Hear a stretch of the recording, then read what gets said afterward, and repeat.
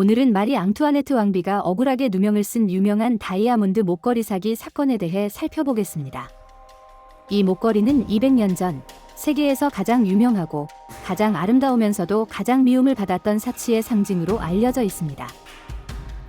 다이아몬드 목걸이의 사기 사건은 1784년부터 1785년까지 루이 16세의 아내 마리 앙투아네트 왕비가 연루된 프랑스 베르사유 궁정에서 일어난 사건입니다. 왕비의 명성은 이미 안 좋은 소문으로 땅에 떨어져 있었습니다. 그런 상황에 그녀가 매우 비싼 다이아몬드 목걸이를 수수했다는 소문이 돌았습니다. 이 소문으로 그녀의 명성은 더더욱 바닥을 치게 되었습니다. 하지만 그것은 사실이 아닙니다. 그녀는 사실 이 다이아몬드 목걸이를 몇 번이나 거절했습니다. 이 사건은 주범인 잔느가 유죄 판결을 받았음에도 불구하고 프랑스 왕정에 대한 실망을 촉발한 많은 사건들 중 하나로서 역사적으로 중요하게 남아 있습니다. 이 목걸이는 1772년 프랑스의 루이 15세가 마담 듀베리에게 선물하기 위하여 약 200억에 들여 특별히 제작하기로 한 목걸이였습니다. 그는 파리의 보석상 찰스 오기스트 보메르와 폴 바산지에게 그 어떤 목걸이보다 아름다운 다이아몬드 목걸이를 제작해달라고 요청했습니다. 보석상들이 최고의 다이아몬드를 모으는데 많은 시간과 엄청난 비용이 들어갔습니다. 그 사이 루이 15세는 천연두로 인해 사망했으며 그 이후 계자 루이 16세는 자신이 왕비 마리 앙투아네트와 앙숙인 마담 듀 베리를 궁정에서 추방하였습니다. 이 아름다운 목걸이는 17개의 영롱한 다이아몬드가 일렬로 늘어서 있으며 크기는 필버츠만큼 크다고 묘사되었습니다. 목걸이의 모습은 세모꼴의 페스툰과 배 모양, 별 모양 또는 형태가 없는 군집을 이루는 펜던트로 에워싸고 있다고 합니다. 보석상들은 이 다이아몬드 목걸이가 프랑스의 새 왕비 마리 앙투아네트가 구매하기를 바랐습니다. 실제로 1778년에 루이 16세는 새로운 왕으로서 아내에게 그 목걸이를 선물로 주려고 했으나 마리 앙투아네트는 거절했습니다. 왕비는 목걸이가 너무 비싸다며 거절했으나 일각에서는 마리 앙투아네트가 그 목걸이를 거절한 진짜 이유는 그녀가 혐오했던 마담 듀바리를 위해 제작되었기 때문이라고 주장하고 있었습니다. 보석상들은 프랑스 밖에서 목걸이를 판매하려 했지만 매매가 이루어지지 않았습니다. 1781년 황태자 다우핀 루이 조셉의 탄생기념으로 마리 앙투아네트에게 다시 판매를 시도했으나 마리 앙투아네트는 이를 거절했습니다. 1785년 3월 잔느는 빈 궁정에서 프랑스 대사로 활동하던 드로한 추기경의 정부가 되었습니다. 로한 추기경은 마리아 테레사 성모에게 왕비의 험담을 퍼뜨린 일로 마리 앙투아네트는 그에게 불쾌감을 가지고 있었습니다.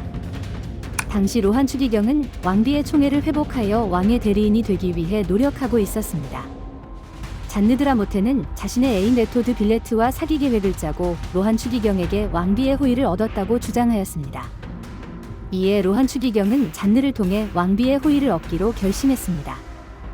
그렇게 로한 추기경과 왕비와의 가짜 서신이 교환되기 시작하였습니다. 잔느 드라모테는 자신이 왕비의 대리인이라고 사칭하며 로한 추기경의 편지에 답장을 보냈습니다. 편지가 점점 친밀해지자 추기경은 마리 앙투아네트가 자신을 사랑한다고 믿고 그녀에게 점점 빠져들었습니다. 그는 잔느에게 자신을 대신해 왕비와 한밤에 은밀한 만남을 주선해달라고 부탁했습니다. 그리고 그들은 1784년 8월 베르사유 궁전의 정원에서 두 사람은 만남을 가졌으며 그날 밤 로한 추기경은 자신이 마리 앙투아네트라고 사칭한 묘령이 여인을 만났습니다. 로한 추기경이 만난 여성은 외모가 왕비와 닮아서 잔느가 고용한 매춘부 니콜 르구이 다올리바였습니다. 로한 추기경은 그녀에게 장미 한 송이를 바치며 충성을 맹세했고 과거의 불미스런 일들을 잊기로 약속했습니다. 잔드라모테는 로한 추기경에게서 거액을 빌리면서 그 돈이 왕비의 자선 사업을 위한 것이라고 속였습니다. 그 자금으로 자는 상류층에 입문할 수 있었습니다. 그녀는 왕비와 매우 가까운 사이라고 교묘하고 공공연하게 떠벌리고 다녔습니다. 언변이 뛰어난 그녀의 거짓말을 많은 사람들은 사실로 믿었습니다. 한편 보석상 보헤머와 바센지는 왕비와 가까운 사이라는 잔느를 이용해 마리 앙투아네트에게 목걸이를 판매하기로 했습니다. 처음에 그녀는 이 제안을 거절했으나 나중에 생각을 바꾸고 그 제안을 수락했습니다. 한판 부인에 따르면 잔느는 왕비인 척하며 로한 추기경에게 목걸이를 구입해달라는 여러 통의 편지를 보냈다고 합니다. 이 편지들은 마리 앙투아네트 드 프랑스라고 서명되었지만 로한 추기경은 프랑스 왕실 사람들이 이름으로만 서명한다는 사실을 알지 못했거나 기억하지 못했다고 합니다. 1785년 1월 21일 잔느는 로한 추기경에게 마리 앙투아네트가 목걸이를 구매하고자 했으나 국가가 어려운 시기에 비싼 물건을 공개적으로 사고 싶지 않아 왕비가 로한 추기경을 통해 비밀리에 구매하기를 원한다고 전했습니다. 곧이어 로한 추기경은 200억짜리 목걸이를 분할 지불로 구매하기로 했습니다. 그는 왕비에게 구매 승인을 받았다고 주장하며 보석상에게 왕비의 필체로 쓰인 흥정 조건을 제시했습니다. 로한 추기경은 그 목걸이를 잔느의 집으로 가져갔으며 그곳에서 로한 추기경은 왕비의 발레단원이라고 소개받은 한 남자에게 목걸이를 건네줬다고 합니다. 후에 이 다이아몬드 목걸이는 잔느드라 모테가 파리와 런던의 암시장에서 팔았다고 주장했습니다. 목걸이 대금을 지불할 시기가 되자 잔느드라 모테는 보석상들에게 로한 추기경의 대금 지불 연기를 요청하는 메모를 제시했으나 이것으로 일이 해결되지 않았습니다. 보헤머는 왕비에게 직접 지불을 요구했습니다. 그러나 앙투아네트 왕비는 목걸이를 주문하거나 받지 않았다고 답했습니다. 보헤머는 그녀에게 협상 과정을 반복해서 설명하며 그녀에게 지불을 지속적으로 요구했습니다. 이후 이 사건은 법정으로 가게 되고 그 여파로 쿠데타가 발생했습니다. 이번 사건의 논란은 베르사유의 거울의 전당에서 추기경이 체포되었다가 무죄 판결을 받은 재판과 장드라 모테 발로아와 그의 공범들에게 유죄가 선고된 재판에서 시작되었습니다. 1785년 8월 15일 성모 승천의 날 왕과 왕비가 예배당으로 향하는 동안 추기경 로한은 왕과 왕비, 궁정장관 루이 오기스트르 토넬리에 드 브르테, 그리고 사인 감별사 아르망 토마스 휴드 미롬닐 앞에 머리 앤토네트 더 프렌스라고 서명된 가짜 편지를 보여줬습니다. 왕족은 이름으로만 서명하는데 로한 추기경은 이 사실을 로한 때문에 보지 못했다고 하며 재판 중에 이의를 제기했습니다. 재판장에서 로한 추기경은 로한 때문에 편지의 진위를 가릴 수 없었다는 이유와 자신은 태어날 때부터 왕실의 충성과 예절을 지켜왔다고 호소하며 무죄를 주장했습니다. 하지만 지휘체계에 매우 철저한 궁정 전문가인 로한 추기경이 어떻게 그런 실수를 범할 수 있었는지 납득하기 어려웠습니다. 로한 추기경이 체포되어 바스티유로 끌려갔습니다. 그는 재빨리 조작된 서신을 없애라는 쪽지를 집으로 보냈습니다. 잔느는 사흘 동안 체포되지 않았기 때문에 서류를 파기할 시간을 가질 수 있었습니다.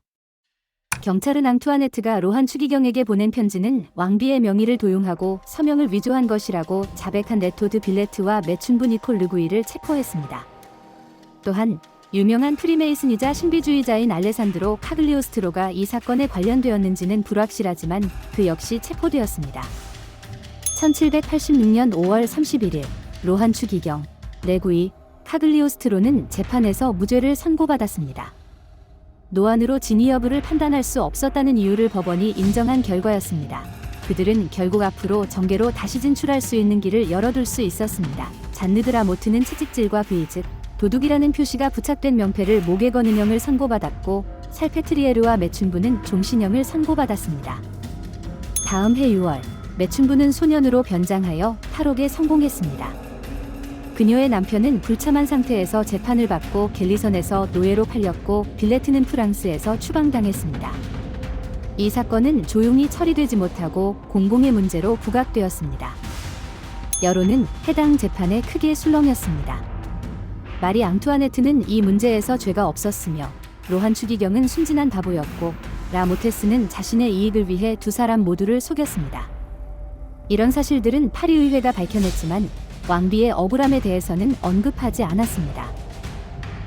사실이 밝혀졌음에도 불구하고 많은 프랑스인들은 왕비가 로한 추기경에게 쌓였던 불만에 안갚음하기 위해 라모테스를 이용했다고 믿었습니다. 이러한 믿음은 여러 정황에 의해 더욱 강화되었습니다. 마리 앙투아네트는 로한 추기경의 무죄 판결과 처벌로 고작 라 차이세디유의 수도원으로 유배된 사실에 매우 실망하였습니다. 또한 대중들은 파리의회가 로한 추기경에 대해 무죄를 선고한 것은 마리 앙투아네트에게 죄가 있어서 그런 것이라고 추측하게 만들었습니다.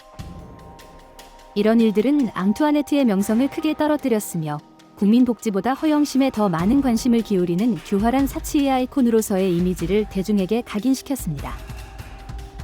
한편 잔느드라 모트는 런던으로 피신했으며 1789년에 마리 앙투아네트 왕비에게 경각심을 일깨우는 메모아르 주스티파티푸스를 출판하였습니다. 다이아몬드 목걸이 사건은 프랑스 혁명 전 4년 동안 프랑스 국민이 바라본 부르봉 왕조의 신뢰성에 큰 타격을 주었습니다. 마리 앙투아네트의 인기는 더욱 추락했으며 그녀에 대한 악의적인 소문은 더더욱 나쁘게 흘러갔습니다. 그 사건이 대중에게 알려진 후 왕비에 대한 추악한 소문에 대한 문학작품이 증가했습니다. 다이아몬드 목걸이 사건 이후로 그녀의 악명이 너무 높아져서 왕실이나 정부가 더 이상 무시할 수 없게 되었다고 합니다. 그녀는 공개 행보를 거의 중단했습니다.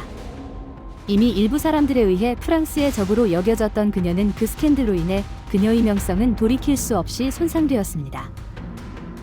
그 이후로도 마리 앙투아네트의 명성은 이 사건으로 인해 결코 회복되지 못했습니다. 그녀의 과도한 사치가 이미 그녀의 인기에 타격을 주었지만 다이아몬드 목걸이 사건은 마치 그녀가 국가의 자금을 개인 장신구 구입에 낭비한 것처럼 여론을 형성하여 그녀에 대한 인식을 거의 증오 수준으로 악화시켰습니다. 다이아몬드 목걸이 사건은 마리 앙투아네트에 대한 프랑스 대중의 증오와 경멸을 증폭시켰다는 점에서 어떤 세력에 의해 진실과 상관없이 스캔들에 휩싸인 왕비를 대중에게서 멀어지게 하려는 의도가 있었다고 할 수 있습니다. 이 사건은 프랑스 혁명을 앞두고 그녀를 모욕하는 팸플릿이 증가하는 악몽으로 이어졌습니다. 마리 앙투아네트는 쇠퇴하는 왕정의 사치와 부패를 상징하는 것으로 여겨졌으며 혁명의 도덕적인 명분을 앞세우기 위해 프랑스 공화국과 야코뱅파, 산스쿨로트파와 같은 집단에 의해 그녀를 대중들에게 증오의 대상으로 만들었다고 볼 수 있습니다.